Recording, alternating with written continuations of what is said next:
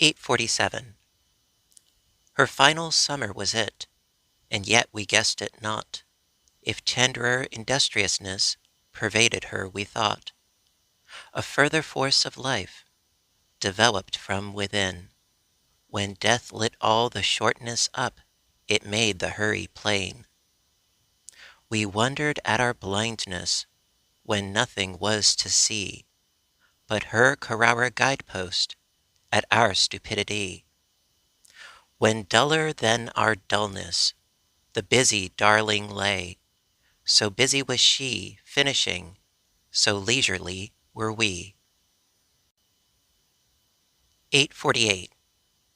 Who giants know, with lesser men, are incomplete and shy, for greatness that is ill at ease in minor company.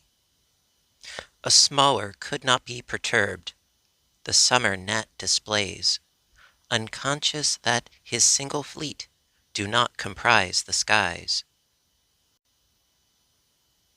849.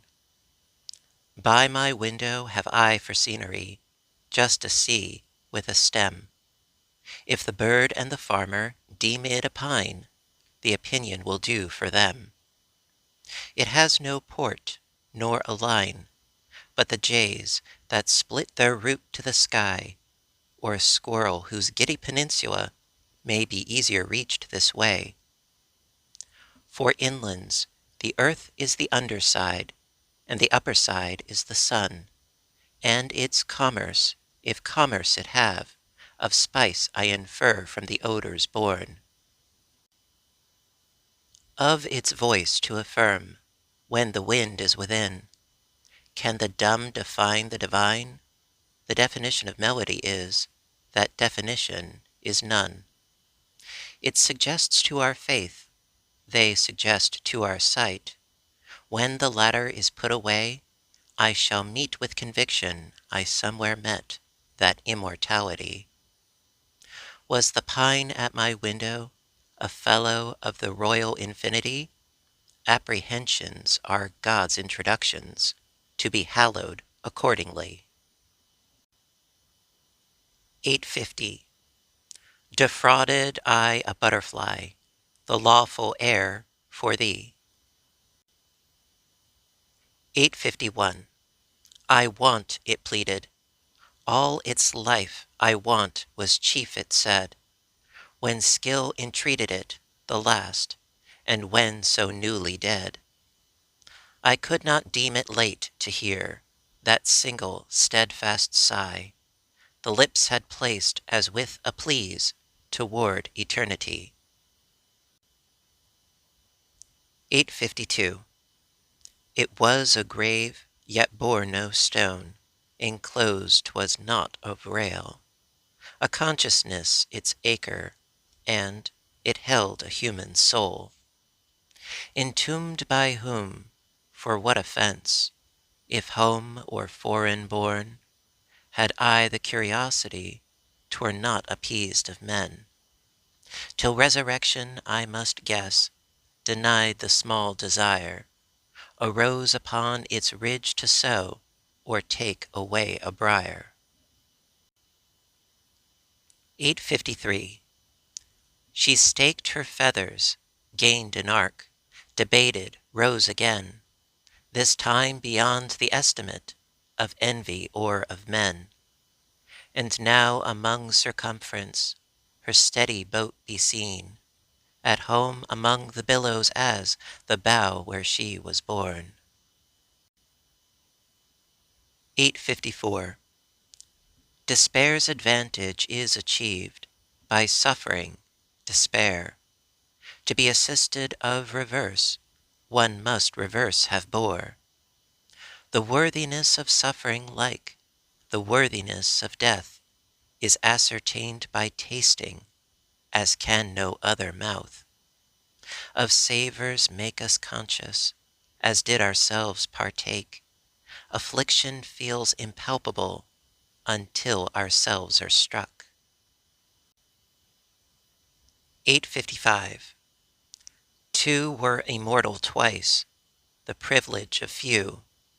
Eternity obtained in time, reversed divinity, that our ignoble eyes the quality perceive of paradise superlative through their comparative.